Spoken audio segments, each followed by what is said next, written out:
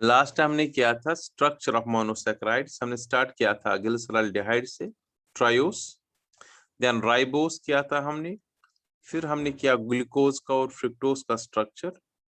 Glucose का मैंने कहा था ring structure, because most of the properties और some of the properties of glucose can not be explained on the basis of open chain structure only. तो इसलिए हम क्या करते हैं, कुछ प्रॉपर्टीज एल्डिहाइड की प्रॉपर्टीज शो ही नहीं करता है ग्लूकोज। बड़ा इंपॉर्टेंट पॉइंट है ये। तो अब क्वेश्चन है, अगर एल्डिहाइड फ्री है तो फिर ये शो क्यों नहीं करता एल्डिहाइड की प्रॉपर्टीज? उसका ये है कि एल्डिहाइड फ्री नहीं होता, इसका रिंग स्ट्रक्चर होता है। तो अब क्वेश्चन है, जो प्रॉपर्टीज एल्डिहाइड के शो करता है, बिकॉज ये ब्रेक होता है और ओपन चेन बनाता है eight the time of reaction.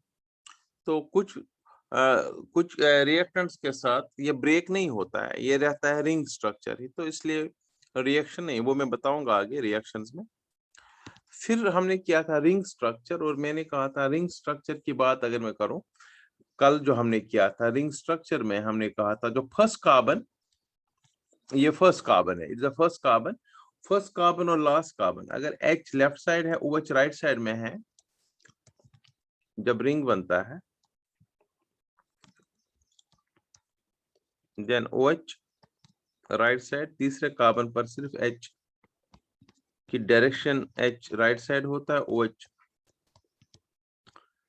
Fourth carbon,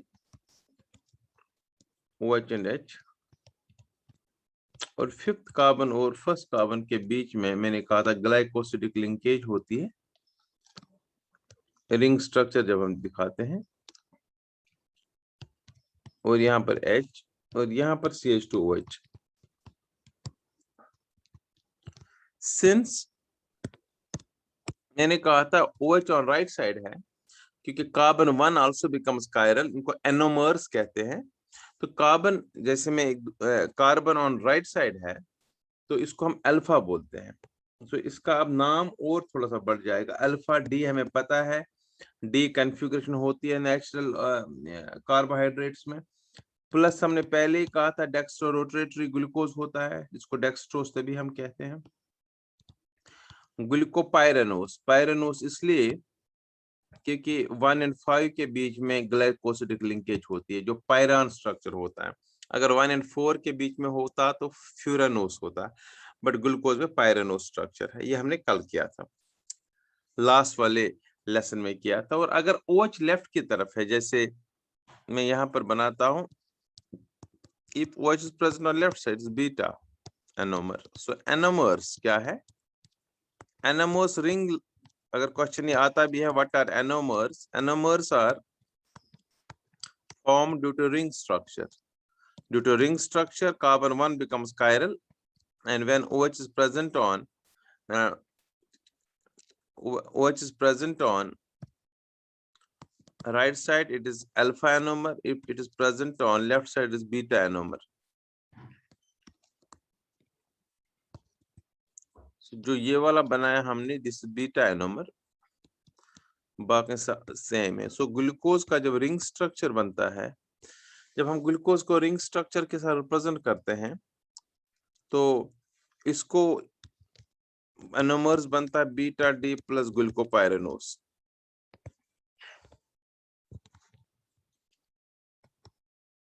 अब क्वेश्चन यहाँ अराइज होता है, फिर वही चीज, ये रिंग स्ट्रक्चर क्यों होता है? बिकॉज इसके बेस पर हम कहते हैं एल्डिहाइड ग्रुप फ्री नहीं होता है। जब तक एल्डिहाइड अगर फ्री नहीं है तो कुछ प्रॉपर्टीज ये नहीं दिखाएगा एल्डिहाइड्स की। अब बहुत सारी प्रॉपर्टीज कैसे दिखाएगा? Because at the time of reaction ये ब्रेक होके ओपन चेन बनाता है। दिस वाज जो हमने कल किया था, structure of glucose, alpha anomer, beta anomer, due to ये बनता है रिंग स्ट्रक्चर। अब एक और तरीका है इसको दिखाने का, दैट्स हैवर्थ रिप्रेजेंटेशन। ये भी पता होना चाहिए। इसी रिंग स्ट्रक्चर को हम, जैसे ये वाला रिंग स्ट्रक्चर है अल्फा डी प्लस ग्लूकोपाइरेनोस, इसको हम हैवर्थ स्ट्रक्चर से ऐसे दिखा सकते हैं। ये भी एक रिप्रेजेंटेशन है, लाइक दिस।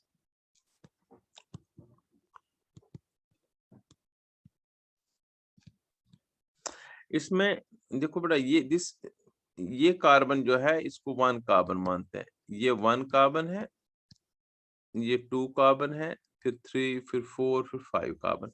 सो 1 और 5 के भी ये 5 कार्बन, अगर मैं इसको 5 यहाँ लिखूं, ये 5 कार्बन है। 1 और 5 के बीच में ग्लाइकोसिडिक लिंकेज ऑक्सीजन है, जो इसमें भी है। फिर फर्स्ट में राइट साइड में OH है, तो मैं ऊपर OH लिखता हूँ। ये अपनी मर्जी है, राइट मानो आप नीचे या राइट मानो आप ऊपर, ये आप पर निर्भर करता है। सपोज मैं H मानता हूँ लेफ्ट साइड ऊपर, OH ऐसे। फिर इसमें भी, इस वाले में भी H लेफ्ट साइड का ऊपर मानते हैं, राइट माना ऊपर OH हो गया दूसरा कार्बन। तीसरे कार्बन में उल्टा है, OH ऊपर OH मान लीजिए, H नीचे मान लीजिए। फोर्थ में ऊपर H है, बिल्कुल ऐसे ही, और OH नीचे है, मतलब लेफ्ट वाला ऊपर और राइट वाला नीचे। फिफ्थ में देख लीजिए, एक साइड में O आ गया, वो हमने O यहाँ पर दिखाया, एक साइड में H और एक साइड में H और CH2OH, इसको ऐसे दिखा सकते हैं। सो इस वाले स्ट्रक्चर को मैंने इस तरीके से भी दिखा दिया, इसको हैवर्थ रिप्रेजेंटेशन बोलते हैं। ये और ये सेम चीजें हैं, रिप्रेजेंटेशन डिफरेंट तरीके की है। ऐसे जो राइट साइड में, इसको भी बिल्कुल ऐसे दिखाना है, सिर्फ पोजीशन 1 पर इसको चेंज करना है। ये वाली पोजीशन OH ऊपर और H नीचे हम लिख सकते हैं। तो this is हैवर्थ representation of glucose. So glucose का स्ट्रक्चर मेन जो आएगा, आपको पहले ओपन चेन दिखाना है, फिर ये वाला दिखाना है, और फिर ये वाला दिखाना है, Haworth structure. This is structure of monosaccharides, जिसमें हमने ग्लिसरॉल्डिहाइड, डाई हाइड्रोक्सी एसीटोन किया, राइबोस, ग्लूकोज एंड फ्रुक्टोज का दिखा दिया। ग्लूकोज का दिखाया फिर हमने इसमें additional ring structure, Haworth structure और सिंपल रिंग स्ट्रक्चर। अब ये तो था स्ट्रक्चर। अब क्वेश्चन अगर आएगा सिंपल कभी स्ट्रक्चर बता दो, तो स्ट्रक्चर में आपको ग्लूकोज के ये 3 स्ट्रक्चर्स दिखाने हैं। मैं एक बार फिर बताता हूँ, क्योंकि बहुत सारे बच्चों को एक कंफ्यूजन होता है ग्लूकोज का स्ट्रक्चर ऑफ ग्लूकोज। एक स्ट्रक्चर ये दिखाएंगे आप, CHO, फिर मैंने कहा था OH on the right side, सिर्फ तीसरे कार्बन में चेंज करेंगे, ये होगा ओपन स्ट्रक्चर ऑफ ग्लूकोज।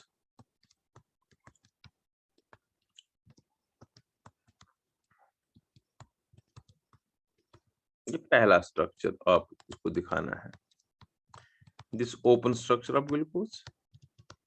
अगर ग्लूकोज का स्ट्रक्चर आएगा भी ये ग्लूकोज का स्ट्रक्चर हो गया सिंपल। अब इसी स्ट्रक्चर को मैं रिंग स्ट्रक्चर बना देता हूं, क्योंकि first carbon and fifth carbon में ग्लाइकोसिडिक लिंकेज लाइक दिस, इसको ऐसे रखते हैं, बाकी सेम लिखता हूं।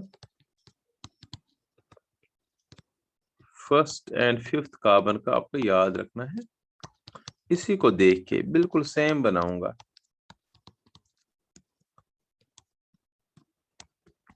ये फिफ्थ कार्बन है,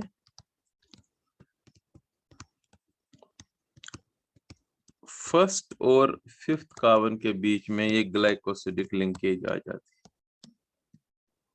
जो कार्बन के साथ ये H है, ये H इसके साथ राइट साइड में और H लेफ्ट साइड में है। अगर ये राइट साइड में आ गया तो इसको हमने कहा alpha anomer, alpha D plus glucopyranose, क्योंकि 1-5 के बीच में तो पाइरेनोस स्ट्रक्चर है। इसको हम D प्लस ग्लूकोज ही लिख सकते थे, इसमें पाइरेनोस वायरनोस का कंसेप्ट नहीं है, पाइरेनोस रिंग में आ जाता है। और इसी का अब दूसरा एनोमर हमने लिखा, इसका दूसरा एनोमर कैसे बनाएंगे, पहले कार्बन में चेंज करेंगे पोजीशन, बीटा एनोमर बनाना है, because now first carbon is also chiral and therefore anomers are formed 2 types, बाकी सेम लिखना है। मेन चीज तो ये 2 है, आपको याद। Yes, it is beta anomer, first और 5 के बीच में glycosidic linkage, this beta D plus glucopyranose. फिर मैंने आज बता दिया इन्हीं 2 को, जो ये बन गए अल्फा बीटा एनोमर, इनको हम ये हैवर स्ट्रक्चर से भी दिखा सकते हैं अगर आप चाहे तो। बिल्कुल सेम इसी चीज को हम हैवर स्ट्रक्चर बना सकते हैं। This was structure of glucose man. तो यही तो एक ये तो ओपन चेन हो गया, ओपन चेन स्ट्रक्चर, और ये हो गया रिंग स्ट्रक्चर। इसके बाद अब ये था स्ट्रक्चर ऑफ मोनोसैकेराइड्स।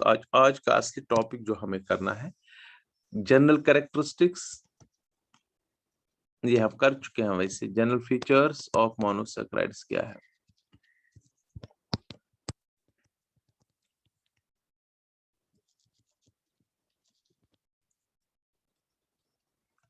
तीन चीजें मैं ऑलरेडी बता चुका हूं आपको, वही चीज है। नंबर फर्स्ट, वाटर सॉल्युबल है, पानी में सॉल्युबल, ग्लूकोज ले लो, फ्रुक्टोज ले लो, ये सारे के सारे पानी में सॉल्युबल होते हैं बिकॉज OH ग्रुप्स है। OH ग्रुप्स पानी के साथ हाइड्रोजन बॉन्डिंग बनाते हैं। OH ग्रुप तो है ही है, O सिंगल बॉन्ड है जो पोलर होता है, डेल्टा पॉजिटिव डेल्टा नेगेटिव, जो वाटर के ऑक्सीजन के साथ बॉन्ड ऐसे बन जाएगा। या ये ऑक्सीजन जो है ये इधर से हाइड्रोजन वाटर के साथ बॉन्ड बना सकता है।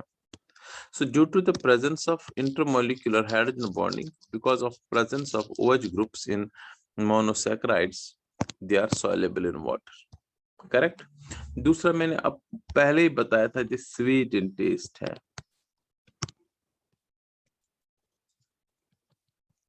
राइट? और तीसरी मेन प्रॉपर्टी है ऑप्टिकली एक्टिव है। Optically active due to chiral carbon है। They are optically active due to the presence of chiral carbon. Simple. Now next question जो आज हमें करना है, preparation and properties of glucose. ये क्वेश्चन आता भी है, preparation and properties of glucose। आज हमें करना मेन क्वेश्चन।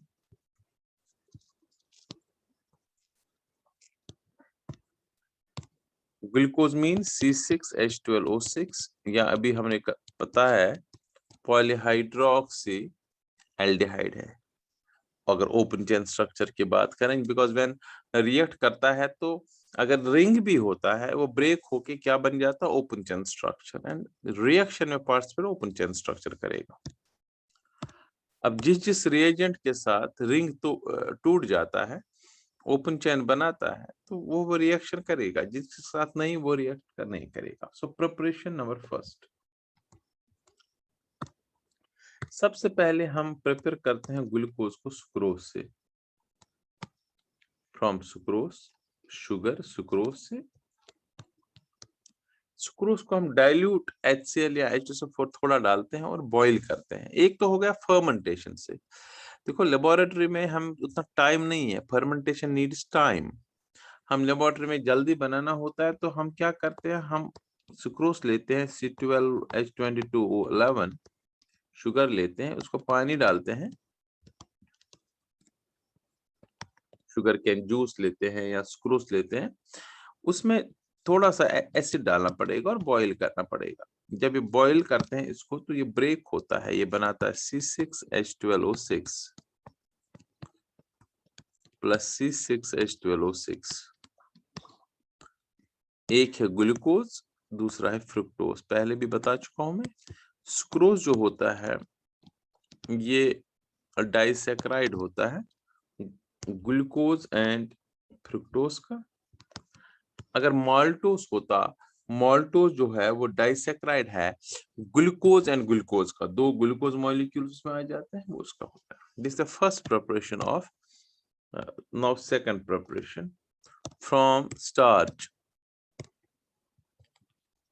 हम स्टार्च से भी बना सकते हैं ग्लूकोज, जैसे चावल है, स्टार्च है, जिस चीज में स्टार्च होता है तो उस स्टार्च को हम लेते हैं। स्टार्च का फॉर्मूला आपको पता, मैंने कहा था C6H10O5 होल N, याद है ना, बताया था ना। C6H10 है, मगर ये बिकॉज मैंने क्या कहा था, याद कैसे रहेगा, ग्लूकोज एंड फ्रुक्टोज में ये ग्लूकोज है, ऊपर आप देख लीजिए इसमें, ग्लूकोज एंड C12H22O11, जो इनमें डिफरेंस है, जिसमें डिफरेंस है वो C6H10O5 ही है होल N, ये याद रखना है आपको। इसको भी हम N टाइम्स वाटर डालेंगे, ओब्वियसली वाटर डालना पड़ेगा, सेम HCl डालेंगे, H2SO4 डालेंगे, बॉईल करेंगे, हीट करेंगे। ऐसे इसको हम इन्वर्टेज एंजाइम से भी कर सकते हैं, एंजाइमेटिक एक्शन, बट वो स्लो प्रोसेस है, इट टेक्स टाइम, हमें लेबोरेटरी में फटाफट बनाना है। तो ये इसमें अल्टीमेटली पहले इसमें सुक्रोज में कन्वर्ट हो, माल्टोस में कन्वर्ट हो जाता है स्टार्च, एंड अल्टीमेटली हमें N टाइम्स C6H12O6 बनता है, ग्लूकोज में बन जाता है। So two preparations are glucose key. First preparation is from sucrose. Sucrose boiling when boiled with water in the presence of dilute HCl or H2SO4, we get glucose. And again starch upon boiling with dilute HCl or H2SO4 almost at 100 degrees Celsius. 100 degrees Celsius जो है उस पर temperature होना चाहिए almost 393 kelvin, 393 kelvin पर, तो ये glucose बन जाता है, right. So preparation of glucose, दो सुक्रोज से, स्टार्च से, right. Now properties, first is physical properties of glucose, then chemical properties. Very important question would be asked in the examination. Physical properties of glucose. सबसे पहले पहला point देखो बेटा, ये crystalline solid होता है, याद रखना है। Glucose is white crystalline solid, white means colourless है, क्रिस्टलाइन सॉलिड है। मेल्टिंग पॉइंट होता है 419 केल्विन, राइट। ये पहला है। और हमने ध्यान से सुन देख लो बेटा, दूसरा पॉइंट मैं ये भी कहूंगा, इसमें हमने कहा था ना ऑप्टिकली एक्टिव तो है ही है, ऑप्टिकली एक्टिव है, और इसमें डेक्स्ट्रोरोटेटरी है। What do you mean by dextrorotatory, बताया था मैंने।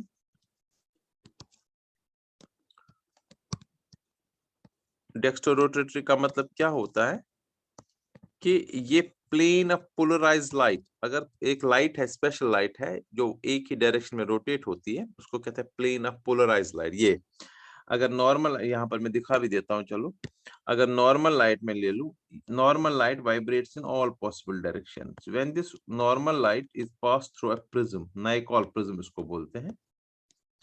नाइकॉल प्रिज्म कैल्साइट का बना है, नाइकॉल प्रिज्म में जब इसको पास करते हैं, ये नाइकॉल प्रिज्म इसमें से सारी वाइब्रेशन जो है X1 एब्जॉर्ब कर देता है। नाउ जो लाइट वहां से निकलती है that is vibrating in only one direction, ऐसी लाइट को जब हम पास करते हैं ग्लूकोज सॉल्यूशन में, सपोज इसमें ग्लूकोज डाला हमने, तो हम देखते हैं कि जब ये लाइट यहाँ से निकल जाती है, तो ये पहले ऐसी थी, रोटेट करती थी, तो अब ये जब यहाँ से निकलेगी ये ऐसे निकलेगी, सो ये रोटेट हो गई इन द क्लॉकवाइज डायरेक्शन, इसलिए इसको हम डेक्स्ट्रोरोटेटरी, ऐसे आइसोमर को बोलते हैं डेक्स्ट्रोरोटेटरी।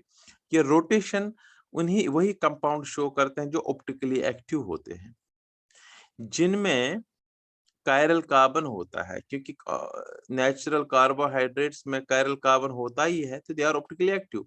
अब ऑप्टिकली एक्टिव या तो राइट की तरफ रोटेट करेंगे प्लेन ऑफ पोलराइज्ड लाइट को, या तो लेफ्ट की तरफ, बट ग्लूकोज राइट की तरफ करता है इसको रोटेट, सो ये डेक्स्ट्रोरोटेटरी है, नेचुरल जो ग्लूकोज हमारे पास है। सो अब आपको याद कितना एंगल ये रोटेट करता है इसको, उसको कहते हैं, एंगल जो होता है उसको कहते हैं स्पेसिफिक रोटेशन, उस एंगल को। तो वो स्पेसिफिक रोटेशन होती है ग्लूकोज की, ये एंट्रेंस में आ सकता है। स्पेसिफिक रोटेशन नॉर्मली होती है 112 डिग्री, ठीक है ना। तो ग्लूकोज की फ्रेशली प्रिपेयर्ड एक्वस सॉल्यूशन में अगर हमें ग्लूकोज डालूं, स्पेसिफिक रोटेशन कितनी होती है 112 डिग्री। तो इसलिए क्योंकि डेक्स्ट्रो रोटेटरी है इसीलिए ग्लूकोज को हम डेक्स्ट्रोज बोलते हैं। अगर आप देखेंगे नॉर्मली इसको डेक्स्ट्रोज बोलते हैं ग्लूकोज को, बिकॉज ये डेक्स्ट्रो रोटेटरी है। इसका ये भी है जब हम ग्लूकोज जो होता है ड्रिप में जो ग्लूकोज होता है जो हम उसमें लिखा होता है dextrose, because it is dextrorotatory in nature. इसकी specific rotation if it is freshly prepared it is 112 degree, right? तो ये इसकी physical properties, पहला white crystalline solid है, melting point 419 है, it is optically active, it is dextrorotated, it is specific rotation 112 degree. That is why freshly prepared glucose solution को हम क्या बोलते हैं, dextrose भी। एक और भी है sweet in taste है, वो तो ऑलरेडी बता चुका हूँ, sweet in taste भी है। बस ये भी आया है एग्जाम में। अगर मैं शुगर और ग्लूकोज ले लूं, सुक्रोज एंड ग्लूकोज ले लूं, ज्यादा टेस्टी याद रहे, ज्यादा स्वीट शुगर होता है, इसको याद रखना है। इसकी स्वीटनेस जो है ये आया हुआ है 1 मार्क क्वेश्चन, स्टेट बोर्ड में भी आया हुआ है। ये 3/4 ऑफ 3 स्वीटनेस की बात कर रहा हूं, 3/4 ऑफ सुक्रोज। अगर सुक्रोज का हम 100 रखेंगे, 3/4 ऑफ जो है 100 का होगा 75% इसकी स्वीटनेस है। 100 हो गया सुक्रोज की sweetness, slightly less sweeter than sucrose. ये क्वेश्चन आता है, बताइए sucrose is more sweeter than glucose, true और फॉल्स? या वहां आएगा glucose is more sweeter than sucrose, true और false? If sucrose is always more sweeter than glucose, ये आपको याद रखना है। तो this was physical properties of glucose. White crystalline solid, melting point 419 Kelvin, optically active, it is dextrorotatory, it is specific rotation 112 degree, that is why it is known as dextrose. It is sweet in taste, it is 3/4 sweeter than sucrose. मतलब sucrose is more sweeter than glucose, right? Very important points. Now chemical properties of glucose, ध्यान दे दीजिएगा, because ये organic chemistry है, इसका ये properties मान लीजिए। देखो बेटा, इसमें 2 टाइप्स ऑफ ग्रुप्स होते हैं। अगर मैं ये कहूं, पहले मैं दिखाऊं भी यहाँ पर, फिर ओपन चेन स्ट्रक्चर। एक तो एल्डिहाइड की वजह से प्रॉपर्टीज होगी इसमें, और दूसरा इसमें कितने OH है, 5 OH, CHOH, CHOH, CH5, या ऐसे भी लिख सकता हूँ CHOH 4 है और लास्ट में CH2OH है, करेक्ट? तो ये तो ग्लूकोज है, जो CHOH, CHOH, CHOH 4 में हमने लिखा था, मैंने होल 4 लिखा कंडेंस फॉर्मूला में। तो इसमें 2 टाइप्स ऑफ प्रॉपर्टीज है केमिकल प्रॉपर्टी, एक है ड्यू टू OH और दूसरा है ड्यू टू दिस OH। एक है ड्यू टू एल्डिहाइड ग्रुप, जो मेन प्रॉपर्टीज है वो एल्डिहाइड ग्रुप की वजह से होती है, और दूसरा है due to OH groups, hydroxyl groups. So 2 types of properties, chemical properties है ग्लूकोज की। फर्स्ट प्रॉपर्टीज है properties due to alcoholic groups, OH groups, hydroxyl groups. Second is properties due to aldehyde group, CHO group, right?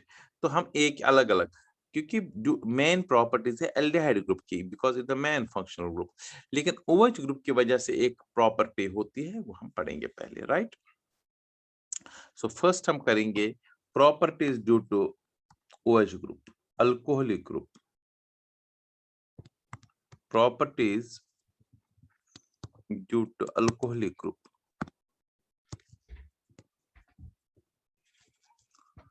Alcoholic मतलब OH group. Properties due to alcoholic group, OH group, right? ये property भी आई हुई है exam में, बहुत बार आई हुई है ये वाली प्रॉपर्टी। देखो बेटा, एस्टाइलेशन, एस्टिक एनहाइड्राइड से रिएक्ट करना, या आगे हम देखेंगे भी, जब भी किसी जगह पर COCH3 ऐड होता है किसी ऑर्गेनिक कंपाउंड में, COCH3, उसको हम एसिटाइलेशन कहते हैं। और एसिटाइलेशन हम नॉर्मली दो कंपाउंड से कर सकते हैं, एसिड क्लोराइड से या एसिटिक एनहाइड्राइड से, दोनों हम ले सकते हैं, ऐसा नहीं है। तो चलो एसिड एनहाइड्राइड से करेंगे। कंपाउंड एनहाइड्राइड होता है ये कंपाउंड CH3CO, दो एसिटिक एसिड में से एक पानी जब निकल जाता है वो बनता है एनहाइड्राइड, ये होता है एसिड एनहाइड्राइड, एसिटिक एनहाइड्राइड। हम चेंज भी कर सकते, इथेनॉइक एनहाइड्राइड भी इसका ओइपिक नेम है। जैसे मैं दिखाता हूँ यहाँ पर नीचे कैसे बनता है ये। सपोज एनहाइड्राइड बनता है कार्बोक्सिलिक एसिड से, दो कार्बोक्सिलिक एसिड में से अगर हीट करें हम वाटर निकालेंगे, ये कार्बोक्सिलिक एसिड की केमिकल प्रॉपर्टी भी हमें करनी है आगे ऑर्गेनिक में। तो जो बचेगा CH3CO, CH3CO, और ये एक O जो एडिशनल है इनके बीच में आ जाता है, करेक्ट। तो CH3CO, CH3CO होल O, तो इसको हम कहते हैं एसिटिक एनहाइड्राइड। तो एसिटिक या इथेनॉइक एनहाइड्राइड, ऐसे एनहाइड्राइड्स होते हैं। अब मैं थोड़ा सा इसको मैंने रब करना इससे सिखाया था सिर्फ। अब मैं एसिटिक एनहाइड्राइड जो है इसके साथ जो रिएक्शन है वो रिएक्शन कैसी होती है वो मैं दिखाता हूँ। एसिटाइलेशन, इसको हम ऐसे भी लिख सकते हैं CH3CO होल ट्वाइस O, ये भी एसिटिक एनहाइड्राइड, CH3CO दो बार है और O एक, ऐसे भी लिख सकते हैं। अब ये एक रिएक्शन है एल्डिहाइड, देखिए ध्यान से बेटा, मैं ये लेता हूँ CHOH होल 4 ले लूंगा मैं, CHOH होल 4। चलो मैं इसको खोल के लेता हूँ फिर समझाता हूँ आपको ऐसे। चलो एक को मैंने अलग लिया, 3 ले लिया ऐसे, और एक क्लास में लिखा ऐसे, समझने के लिए मैं बता रहा हूँ। ये मैंने ग्लूकोज ऐसे भी लिख सकता हूँ। अब इसमें हमने क्या डालना है, I have to add acetic anhydride. मैं पहले एक का दिखाता हूँ एक जगह पर क्या होगा, फिर आपको समझ आएगा। CH3COO एसिटिक एनहाइड्राइड डाल दिया, पूरे ध्यान से देख लीजिए, राइट। अब जब एसिटिक एनहाइड्राइड डाला, हीट किया, अब देखो होता क्या है, ये H जो है ये H निकल जाता है इतना। एक एसिटिक एनहाइड्राइड जो है वो अल्कोहल का OH ग्रुप का H के साथ रेट करके क्या बनाएगा, CH3COOH बना। अब बताओ यहाँ CH3COH तो निकल गया, बाकी बचा क्या यहाँ पर, ये कंपाउंड क्या चीज, COCH3, मतलब यहाँ से बॉन्ड ब्रेक होगा, COCH3, ये COCH3 O के साथ जाएगा, देखो क्या बनेगा, CHO तो ऊपर है ही है, CHO तो अपना है ही है, H निकला, अब इस H के बदले जाएगा COCH3, करेक्ट। मैंने पहले ही कहा था जहां COCH3 ऐड होता है उसी को एसिटाइलेशन कहते हैं, समझ आ रहा है ये एक OH का है। ऐसे कितने हैं ये OH टोटल में सारे, शाबाश, टोटल OH कितने हैं इसमें, शाबाश, बात करिए। 1 2 3 4 5 OH है ना, तो 5 जगहों पर ऐसे ही होगा ना ये। तो होल 4 अगर मैं यहाँ लिखूं, क्योंकि लास्ट वाले में CH2 होता है इसलिए इसके साथ फिर O, फिर COCH3 आएगा, तो 5 COCH3 आ गए ना। तो ये फिर कितने टाइम्स लगेंगे, 5 टाइम्स, और एसिटिक एसिड CH3COH भी 5 टाइम्स निकल जाएंगे, राइट। तो इसको एस्टाइलेशन कहते हैं। ये बड़ा पेंटा एस्टाइल, 5 एस्टाइल आ गए किसमें, ग्लूकोज में, पेंटा एस्टाइल डेरिवेटिव बना या पेंटा एस्टाइल ग्लूकोज बनाइए, इसको मैं लिख सकता हूँ, ग्लूकोज में 5 एस्टाइल आ गए, पेंटा एसिटाइल ACETYL। बड़ा सिंपल है, कोई मुश्किल नहीं है, बस सिर्फ समझ आना चाहिए। एक H निकलता, OH जो 5 है उनमें से H निकलता है, और एसिटिक एनहाइड्राइड के CH3COO के साथ वो एसिटिक एसिड बनाता है। एसिटिक एनहाइड्राइड का COCH3 उस H की जगह जाता है। तो सिंपल सी बात है, H की जगह, अब मैंने नोट्स में ऐसे लिखा है, आप जब देखेंगे इट इज लाइक दिस, वहां पर होल 4 और CH2OH, ये ग्लूकोज लिया है।